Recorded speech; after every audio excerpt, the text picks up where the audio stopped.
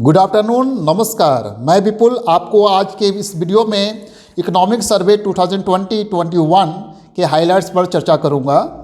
Finance minister Nirmala Sitharaman ने 29 जनवरी को morning में पार्लियामेंट में इकोनॉमिक सर्वे को पेश किया।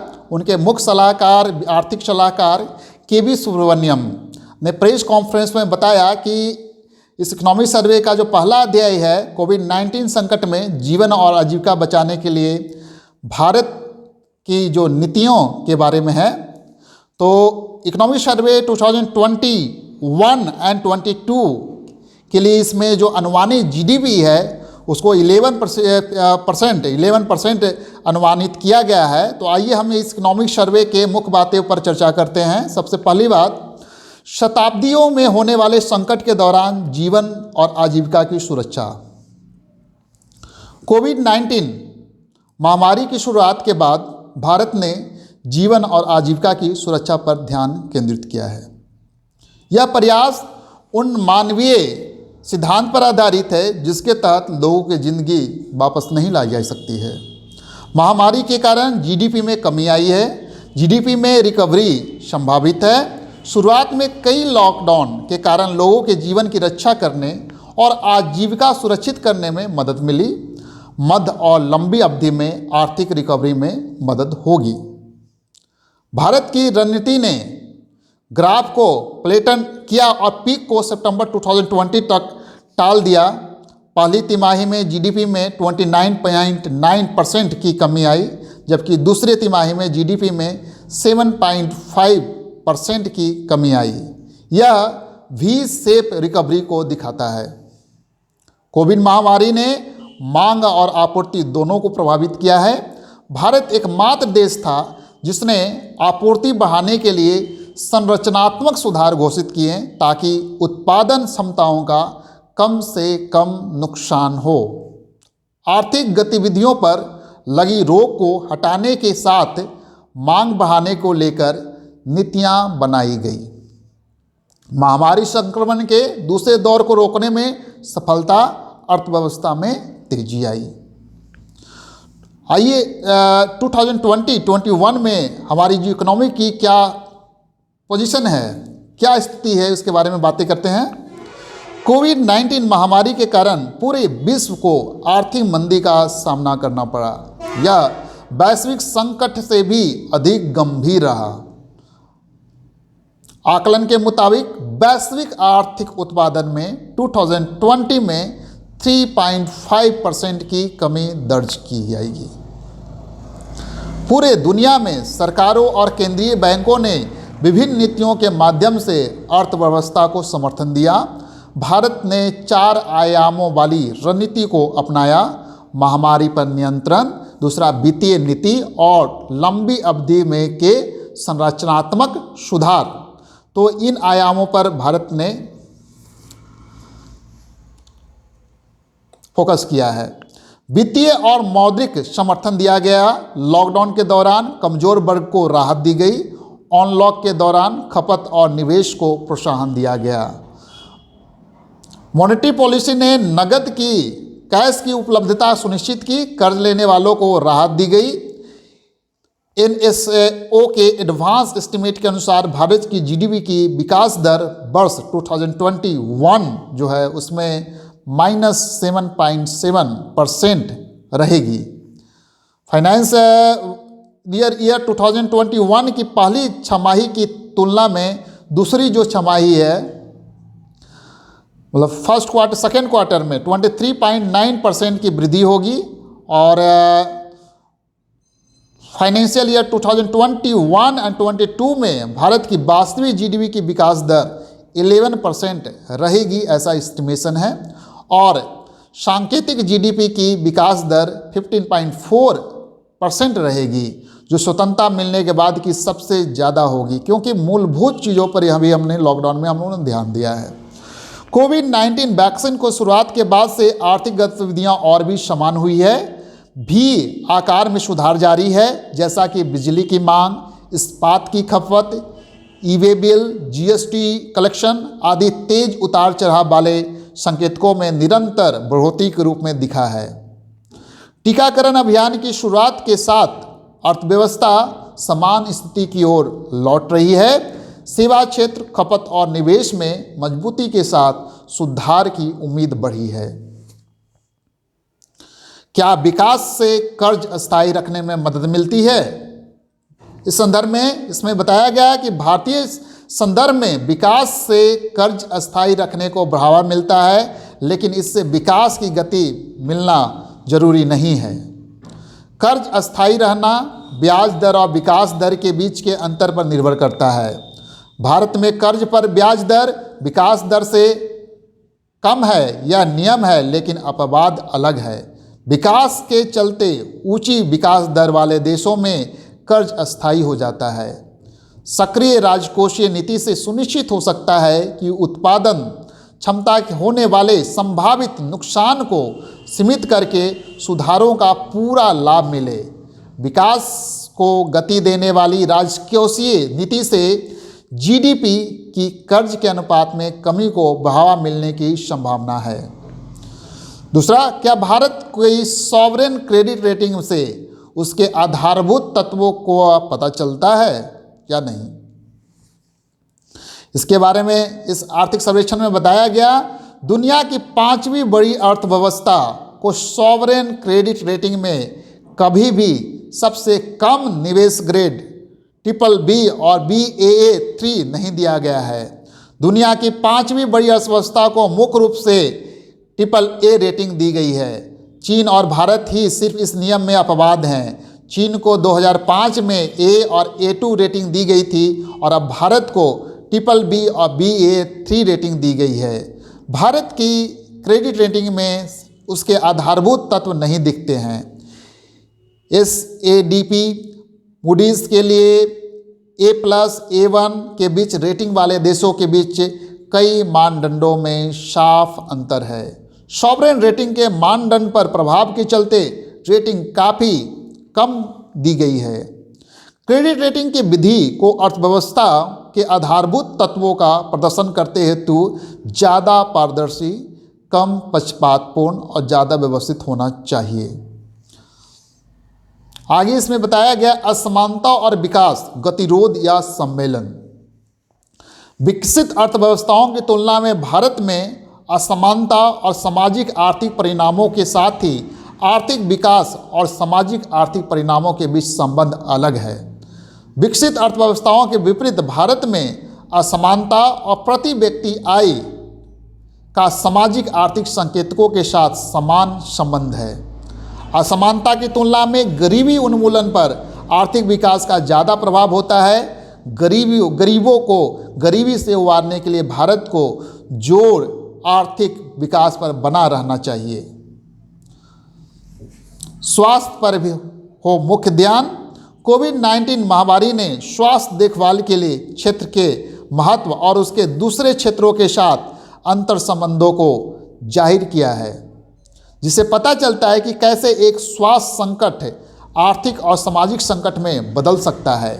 भारत का हेल्थ इंफ्रास्ट्रक्चर कुशल होनी चाहिए, जिससे महामारी की स्थिति में तुरंत प्रतिक्रिया दी जा सके। राष्ट्रीय स्वास्थ्य मिशन ने गरीबों तक देखभाल की पहुंच के रूप में असमानता को दूर करने में अहम भूमिका निभाई है। सार्वजनिक खर्च जीडीपी के 1% से बढ़कर 2.5 to 3% होने से स्वास्थ्य देखभाल वाले लोगों द्वारा दिए जाने वाले खर्च 65% से घटकर 35% होने का अनुमान है। स्वास्थ्य क्षेत्र के लिए एक नियामक के गठन पर विचार किया जाना चाहिए। प्रक्रियागत सुधार। भारत में अर्थव्यवस्था के ज़्यादा रेगुलेशन के चलते तुलनात्मक रूप से प्रक्रिया के साथ बेहतर अनुपालन के बावजूद नियमों का असर नहीं होता। अत्यधिक रेगुलेशन की समस्या की मुख्य वजह वह दृष्टिकोण है जो हर संभावित निष्कर्ष के लिए प्रयास करता है। नियमों को सरल बनाया जाना चाहिए और निरीक्षण पर ज़्यादा जोर दिया जाना चाहिए, लेकिन कोड से लेकर बीपीओ क्षेत्र में लागू अत्यधिक नियमों को हटाने तक कई सुधार लागू कर दिए गए हैं। नियामकीय राहत एक उपचार है, कोई अस्थायी उपाय नहीं।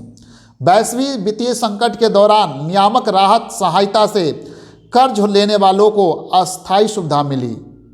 आर्थिक सुधार के बाद राहत सहायक लंबे समय तक जारी रही, जिससे अर्थव्यवस्था पर अवांछित नकारात्मक असर हुआ है।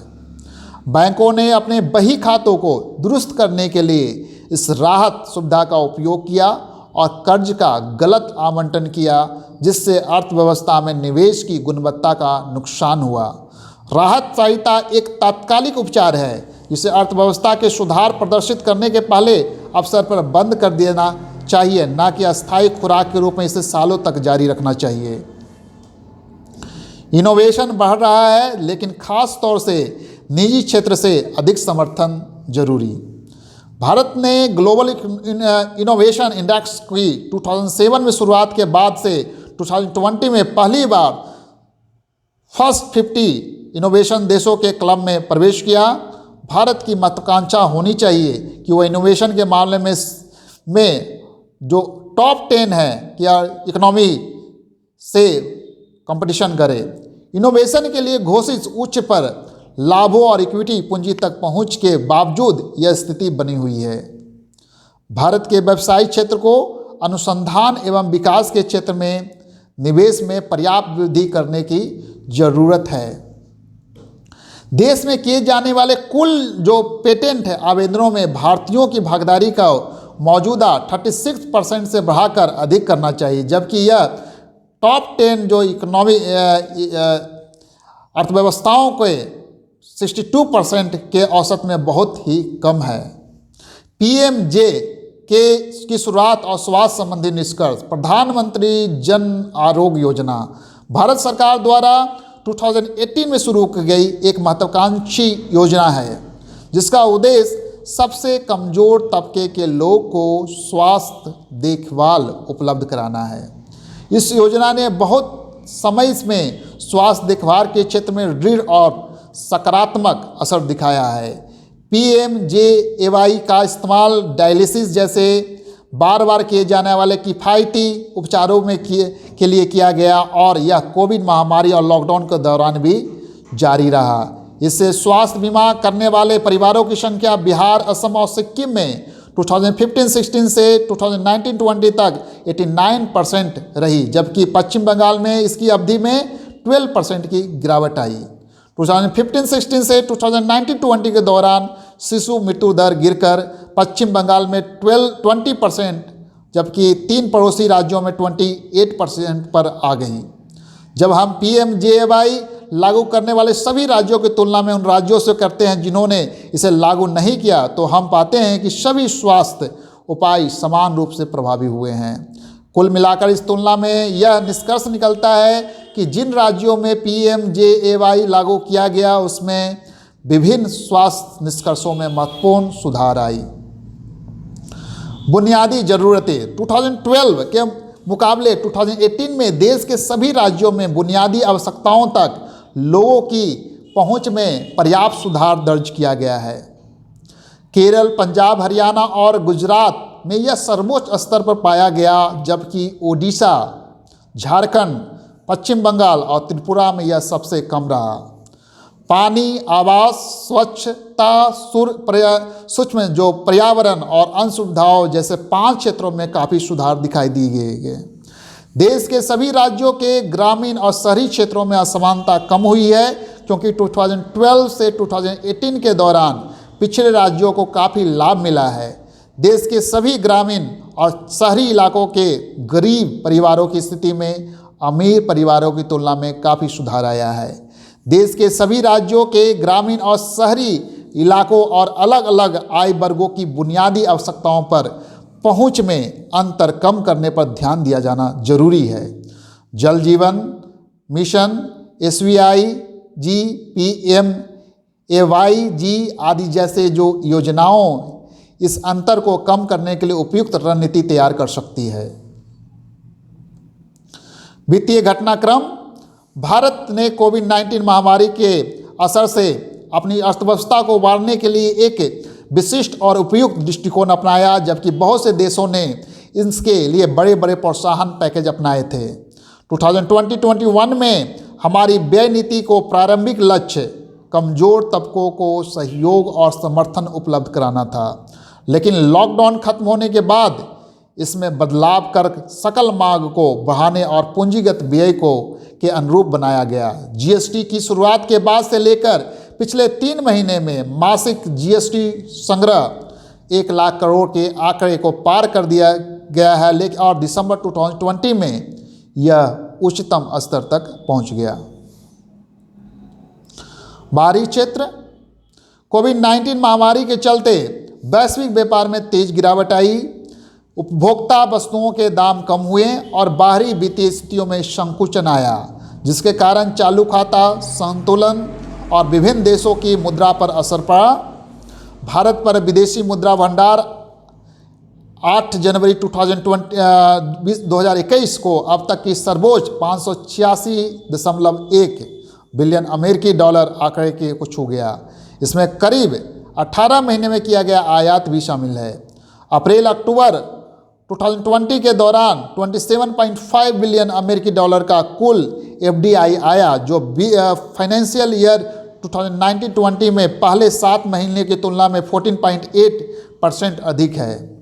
अप्रैल-दिसंबर 2020 के दौरान 28.5 बिलियन अमेरिकी डॉलर का कुल एफपीआई आया, जबकि पिछले साल की इस अवधि में 12.3 बिलियन अमेरिकी डॉलर था।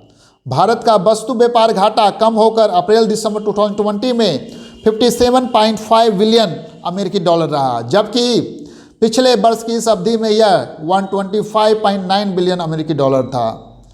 वस्तुओं का निर्यात अप्रैल-दिसंबर 2020 में 15.7% घटकर 2000.8 बिलियन अमेरिकी डॉलर हो गया, जबकि यह अप्रैल-दिसंबर 2019 में 238.3 बिलियन अमेरिकी डॉलर था। पेट्रोलियम, तेल और लुब्रिकेंट निर्यात ने समीक्षाधीन अवधि के दौरान हमारे निर्यात प्रदर्शन में नकारात्मक योगदान दिया। धन प्रबंधन और फाइनेंशियल इंटरमीडिएशन। 2020 के दौरान सुविधाजनक मौद्रिक नीति रेपो दर में 115 आधार अंकों की मार्च 2020 में कमी की गई। वित्त वर्ष 2020-21 में जमा उधारी की निचली नीतिगत दरों से मौद्रिक प्रचलन में सुधार आया। 20 जनवरी 2021 में निफ्टी 50 ने अपने उच्चतर स्तर 14,644.7 अंक और बीएसई सेंसेक्स 49,792.12 अंक के उच्चतर स्तर तक पहुंचा। अनुसूचित वाणिज्यिक बैंकों को आईबीसी के माध्यम से रिकवरी दर 45% से ऊपर रही। मुद्रा और मुद्रास्फीति। उपभोक्ता मूल्य सूचकांक महंगाई दर अप्रैल से दिसंबर 2020 के दौरान एवरेज 6.6% पर रही। मुख्य रूप से खाद्य महंगाई दर में वृद्धि के कारण दिसंबर 2020 में 4.6 पर आ गई। 2020 में सीपीआई मुद्रास्फीति में ग्रामीण शहरी अंतर में कमी दर्ज की गई। नवंबर 2019 में सीपीआई शहरी मुद्रास्फीति ने सीपीआई ग्रामीण मुद्रास्फीति के अंतर की भरमाई की है। जून 2020 से नवंबर 2020 तक की अवधि में भोजन की थाली में शामिल वस्तुओं की कीमतों में बढ़ोतरी हुई। हालांकि दिसंबर के महीने में इनकी कीमतों में आई तेज गिरावट कई आवश्यक खाद्य वस्तुओं की कीमतों में गिरावट को दर्शाती है। कोविड-19 के दौरान सोने में अधिक निवेश करने से इसकी कीमतों में जबरदस्त बढ़ोतरी हुई और इससे आर्थिक अनिश्चितताएं सामने आई। अन्य संपत्तियों के मुकाबले वित्त वर्ष 2020-21 के दौरान सोने में निवेश से अधिक लाभ हुआ। सतत विकास और जलवायु परिवर्तन। भारत ने सतत विकास के उद्देश्यों को नीतियों, योजनाओं और कार्यक्रमों में क्रियान्वित करने के लिए अनेक सक्रिय कदम उठाए हैं। साल 2030 के एजेंडे में शामिल उद्देश्यों को हासिल करने के लिए किसी भी रणनीति में इन उद्देश्यों को स्थानीय स्तर पर लागू करना बहुत जरूरी है। अनेक राज्यों, संघ शासित प्रदेशों में ने सतत विकास के उद्देश्यों के क्रियान्वयन के लिए संस्थागत ढांचों का निर्माण किया है और इनमें बेहतर समन्वय एवं समायोजन के लिए जिला स्तर पर प्रत्येक विभाग में एक नोडल प्रक्रिया भी स्थापित की गई है।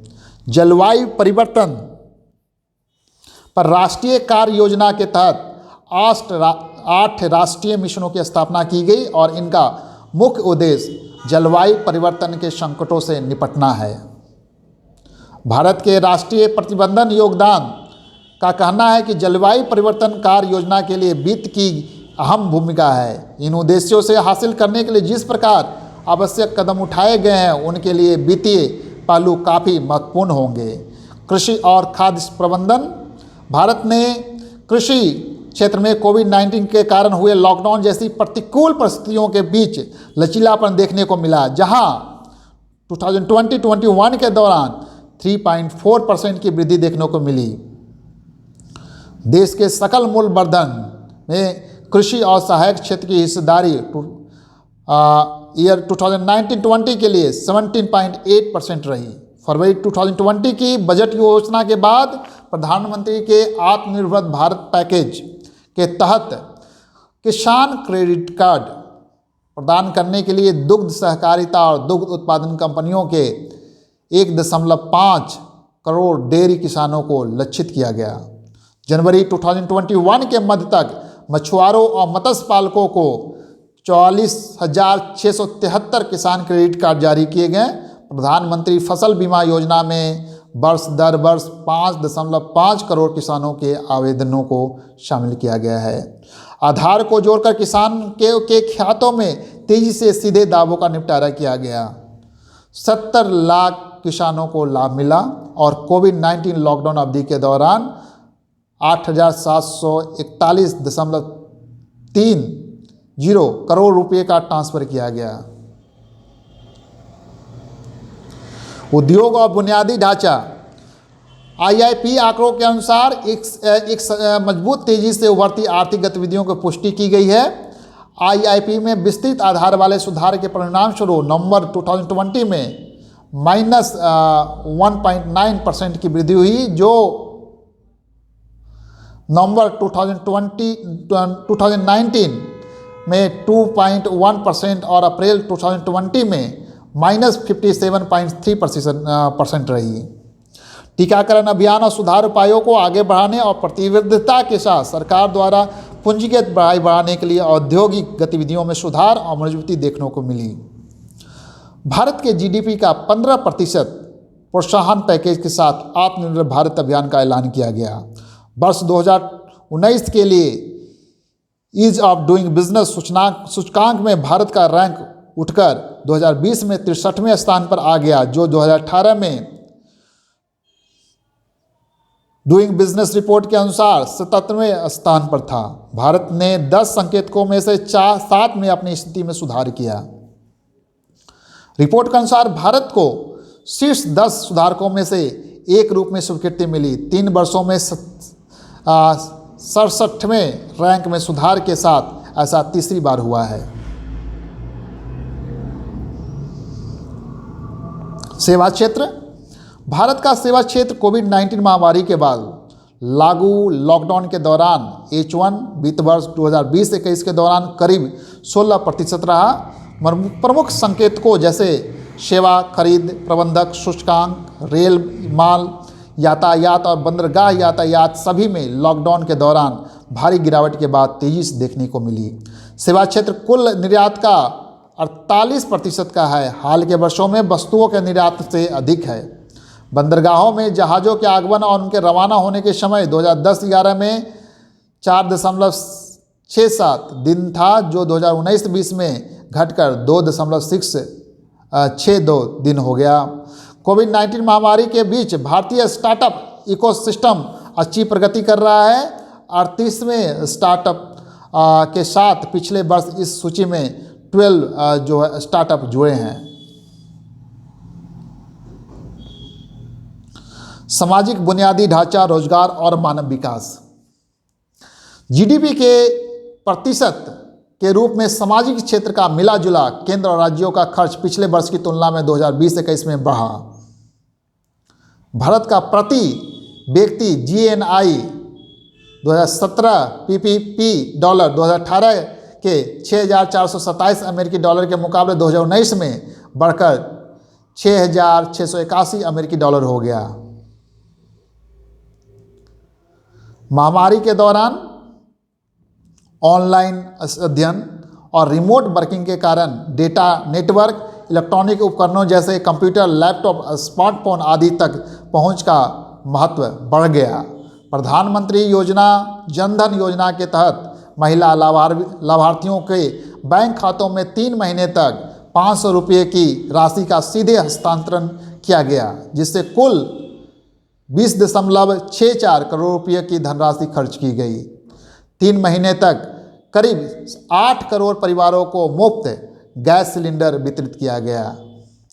तो ये थे हमारे इकोनॉमिक सर्वे के मुख्य हाइलाइट्स। तो मैं आशा करता हूँ कि अभी आने वाला जो बजट है 1 फरवरी को, उसमें इसके लिए काफ़ी इनिशिएटिव लिए जाएंगे और रिलीफ पैकेज के साथ ही भारत को जो जीडीपी का जो एक्सपेक्टेड है, जीडीपी 2021-22 को जो 11% का जो अनुमानित किया जा रहा है, उसमें इससे बूस्टअप मिलेगा। धन्यवाद।